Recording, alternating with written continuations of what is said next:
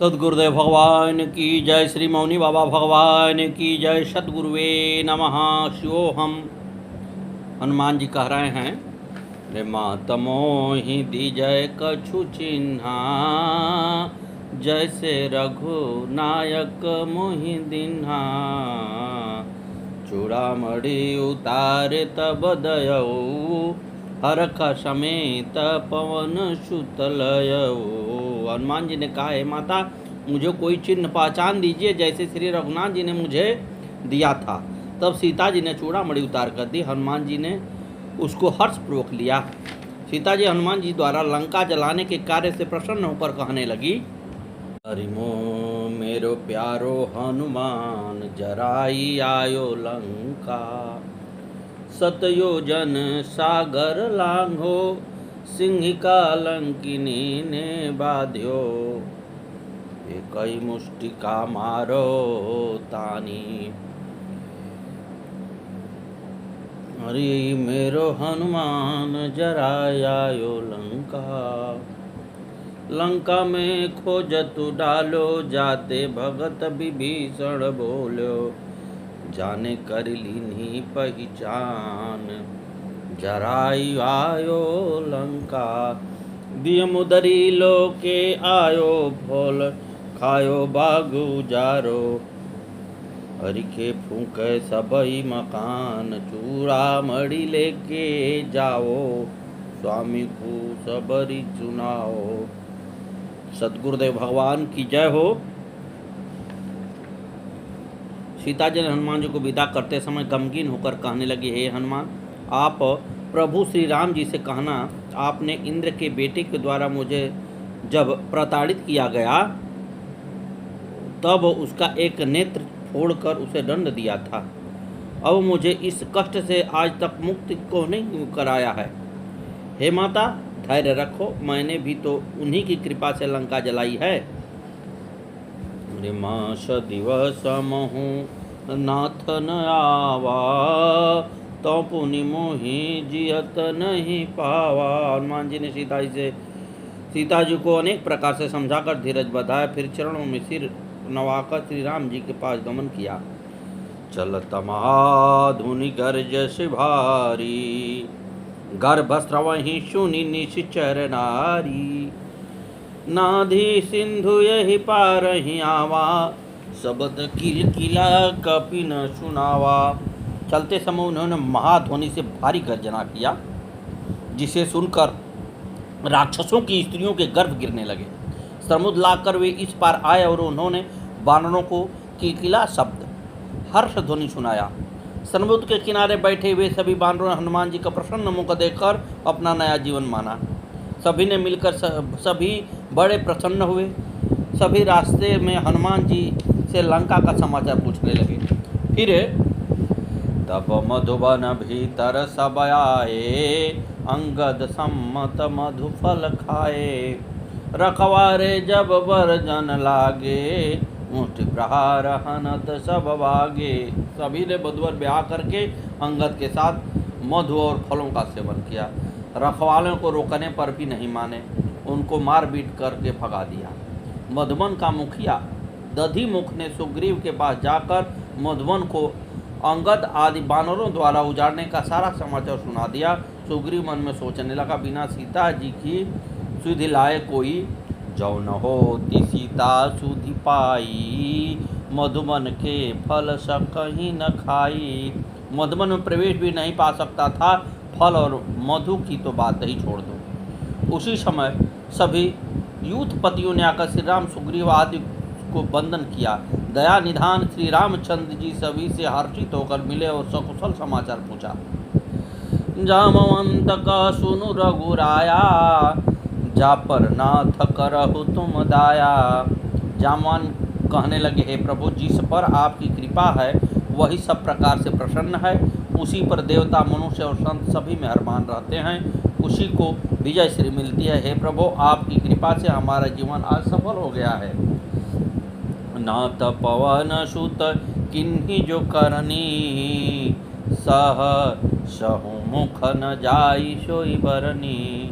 पवन तनय के चरित सुहाए, जामवंत रघुपति सुनाए। हे नाथ, पवन पुत्र हनुमान ने जो किया है उसका 1000 मुखों से भी वर्णन नहीं किया जा सकता। तब जामवान ने हनुमान जी के सुंदर चरित्र श्री रघुनाथ जी को सुनाए। श्री राम सारा वृत्तांत सुनकर पुनः हनुमान जी को हृदय से लगा लिया और सीता जी के विषय में पूछने लगे कि सीता लंका में किस प्रकार अपने प्राणों की रक्षा करती है। हनुमान जी कहने लगे, सीता अत्यंत दुखी हैं, आपका नाम रात दिन पहरा देता है, आपका ध्यान किवाड़ है, नेत्र आपके चरणों में लगे रहते हैं, वही ताला हैं। इस स्थिति में प्राणों को निकलने का रास्ता नहीं मिल रहा है प्रभु। चलत मोहि चूड़ामणि दिन्हा, रघुपति हृदय लगाई सो लिन्हा। सद्गुरुदेव भगवान नमो नमः। दर्शन के प्यासे नैना ये जीवन को रोके रहते हैं। दिन रात काल के मुख में हूँ, पर प्राण हाय निकलते हैं। चूड़ामणि चलते समय दिया स्वामी, यह चिन्ह लीजिएगा। दुख भरी कथा वैदेही की, कब तलक कहाँ तक सुनिएगा। सद्गुरुदेव भगवान आए, नमो नमः। श्री मौनी बाबा भगवान की जय हो। श्री रघुनाथ जी ने सीता जी को देने के लिए अंगूठी भेजी थी। हनुमान जी ने उसे पहचान के लिए अशोक वाटिका में दिया था। सीता जी ने हनुमान जी के हाथ श्री राम को देने के लिए चूड़ामणि भेजकर अपनी आस्था और जीवित होने का प्रमाण स्वरूप भेजी थी। चूड़ामणि शीश फूल श्री राम जन्म के सुअवसर पर सची इंद्राणी ने माता कौशल्या को दिव्य सौगात के रूप में भेंट किया था। जहाँ पर यह चूड़ामणि रहेगी वहाँ का राजा किसी से परास्त नहीं होता था। यदि चूड़ामणि सीता के पास लंका में ही रहती तो रावण परास्त नहीं होता। बहुत बड़ी बात है। कर का भूषण भेज कर मानव कर गहिलीन, सिर का भूषण भेज कर शरण शीस धर दीन। श्री राम जी ने हाथ का आभूषण भेजकर मानो सीता जी को दुखों के समुद्र में डूब रही थी उनका हाथ पकड़ लिया। सीता जी ने सिर का आभूषण भेजकर मानो अपनी भूल के पश्चाताप स्वरूप अपना श्री राम जी के चरणों में रख दिया हो। हनुमान जी ने राम से लंका में रह रही सीता जी का निराशावादी व्यक्तित्व सुना दिया। पीछे अशोक वाटिका विध्वंस तथा लंका दहन एवं राक्षसों के मर्दन संबंधी सारी बातें निवेदन कर दी। श्री रामचंद्र जी कहने लगे, हे मारुति, तूने लंका कैसे जलाई थी? हनुमान जी कहने लगे, प्रभु इस कार्य में मैं तो निमित्त मात्र था।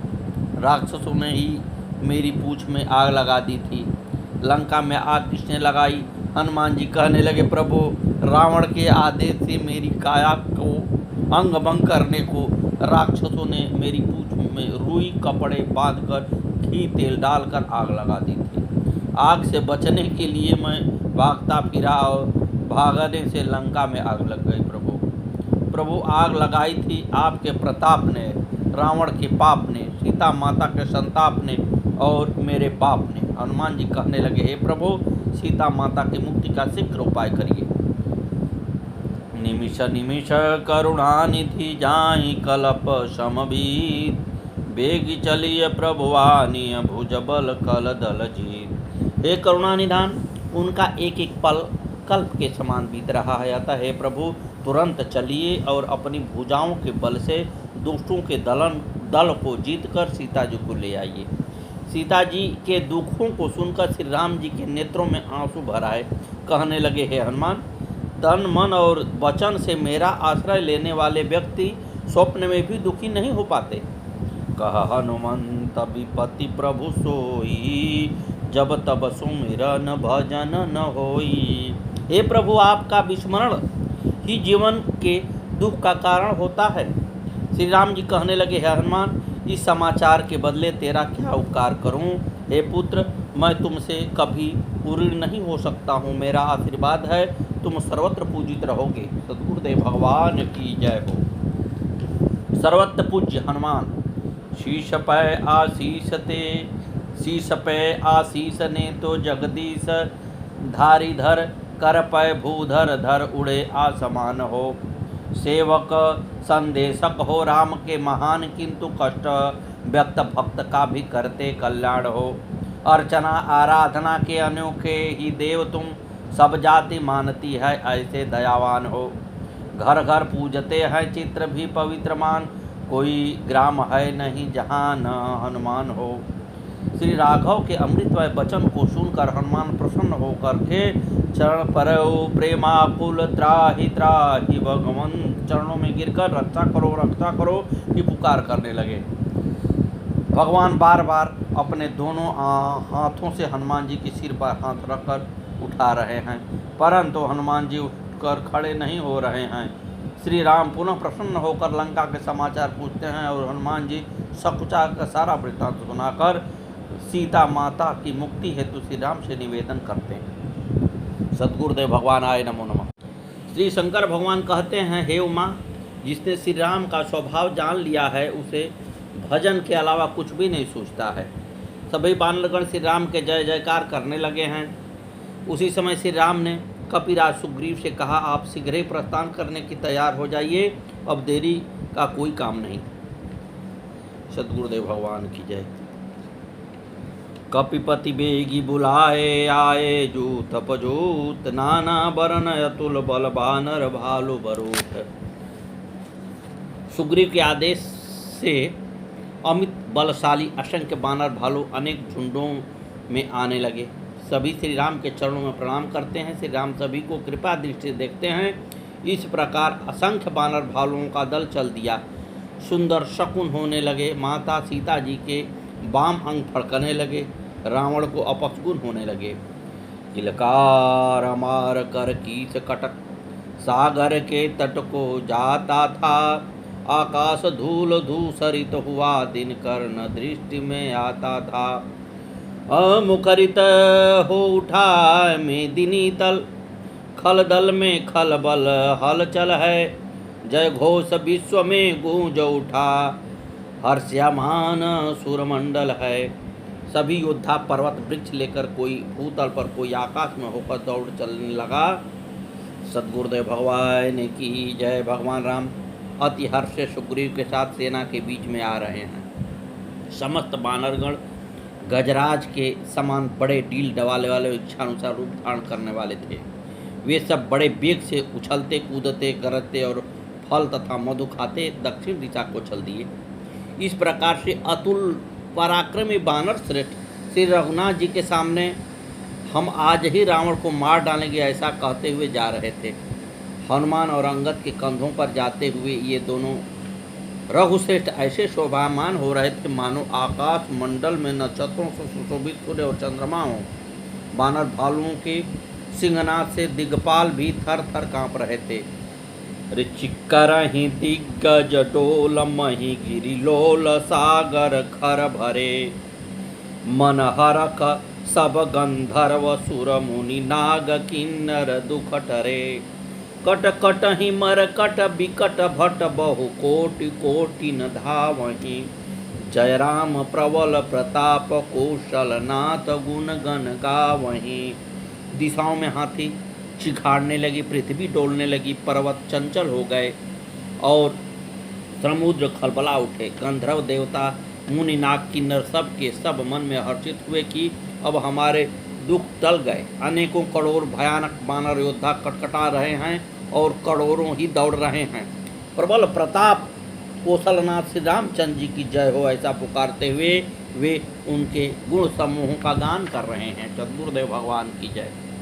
यही विधि जाई कृपा निधि उतरे सागर तीर, जहाँ ता लागे खान फल भालो विपुल कपिवीर। इस प्रकार से हनुमान श्री रघुनाथ जी महाराज समुद्र के किनारे सेना के साथ उतर गए।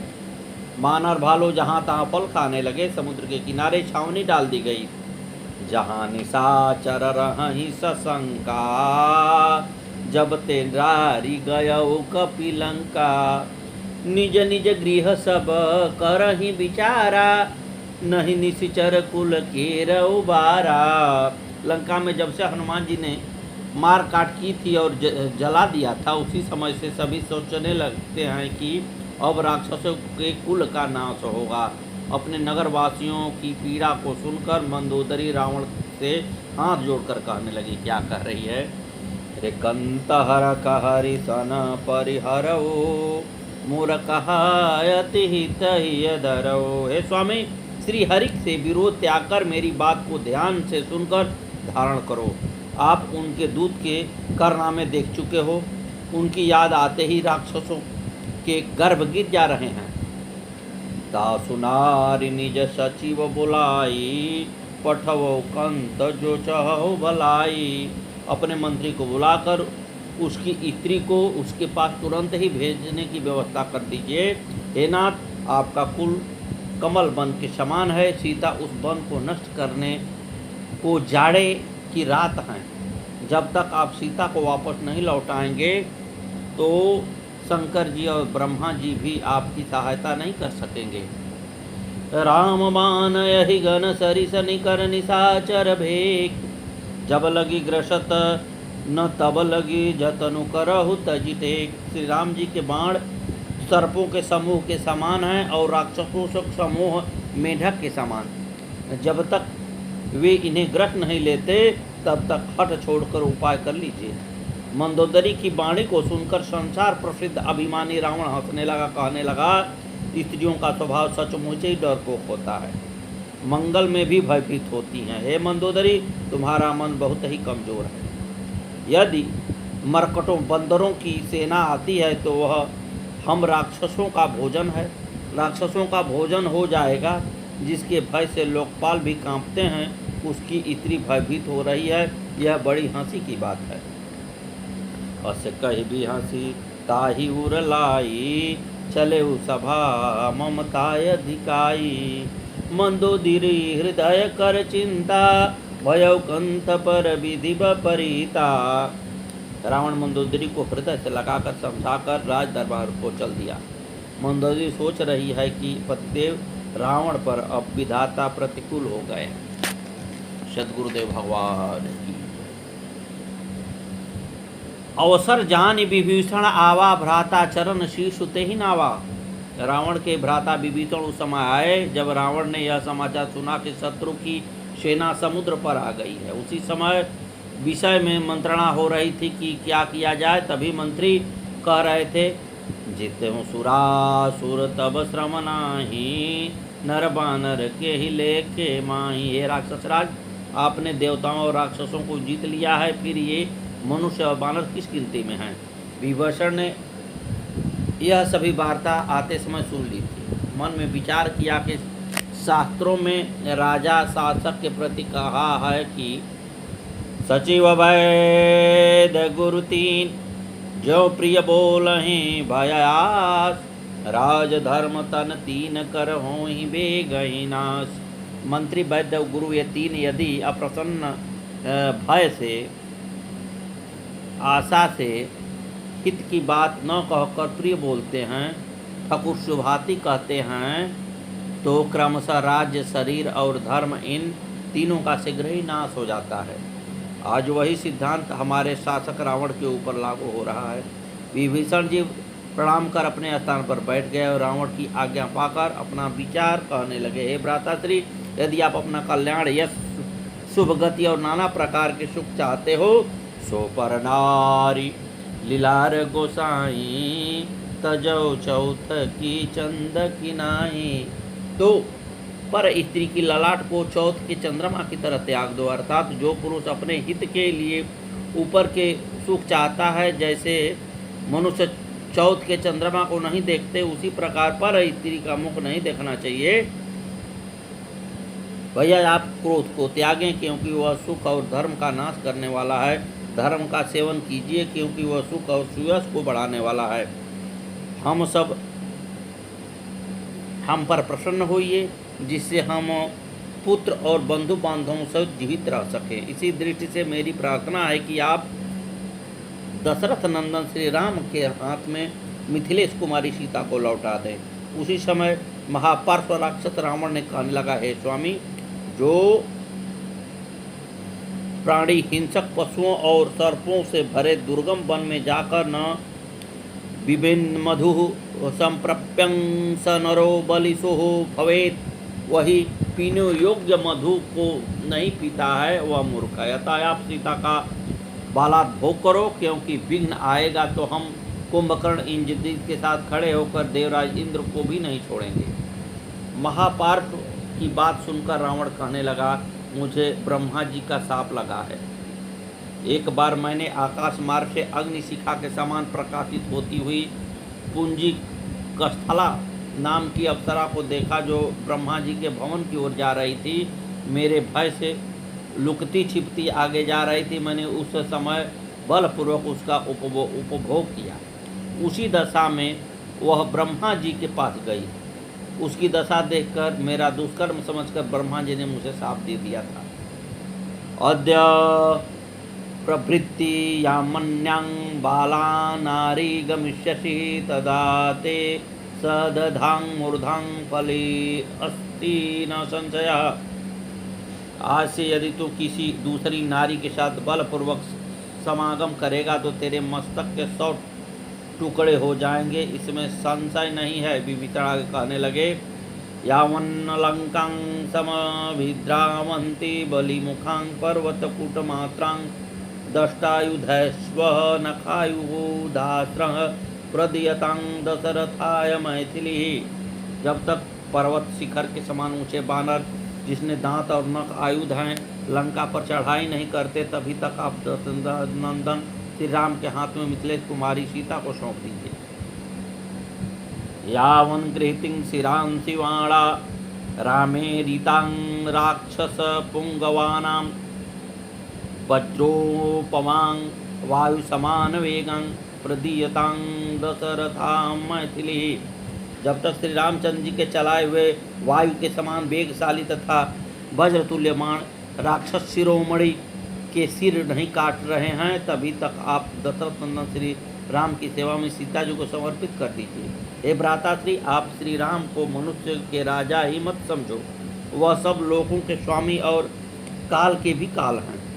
उन्होंने गौ ब्राह्मण पृथ्वी और देवताओं के दुख निवारणार्थ मनुष्य रूप का अवतार धारण किया है। आप उन्हें सीता जी देकर श्री राम के भजन में लीन होकर अपने शरीर और कुल को धन्य कर लो। हे भ्राताश्री, यह समाचार पुलत्स मुनि के सेवक द्वारा मिला था, वह समय पाकर के मैंने आपको बताया। माल्यवान मंत्री भी कहने लगे, हे तात, आपके भ्राता जो कह रहे हैं नीति भी यही कहती है। आप सीता को श्री राम को देखकर राक्षस कुल की रक्षा कीजिए। रावण कहने लगा, ये दोनों मूर्ख दुश्मन की महिमा बखान कर रहे हैं, इनको यहाँ से दूर कर दो। विभीषण कहने लगे, सुमति कुमति सबके बुर रही, नात पुराण निगमय सकहीं, जहाँ सुमति तहाँ संपत्ति नाना, जहाँ कुमति तहाँ विपत्ति निदाना। हे नाथ, पुराण और वेद ऐसा कहते हैं कि सुबुद्धि और कुबुद्धि सबके हृदय में रहती है। जहाँ सुबुद्धि है वहाँ नाना प्रकार की संपदाएं रहती हैं, और जहाँ कुबुद्धि है वहाँ परिणाम विपत्ति ही रहती है। सद्गुरुदेव भगवान की जय। तब और कुमति बसी विपरीता, हितयन हित मानव रिपु प्रीता। आपके हृदय में उल्टी बुद्धि बसी है, सो हित को अनहित और शत्रु को मित्र मान रहे हैं। राक्षस कुल के लिए काल रात्रि के समान आपकी सीता का आसक्ति है। सद्गुरुदेव भगवान की जय। आगे कथा कल।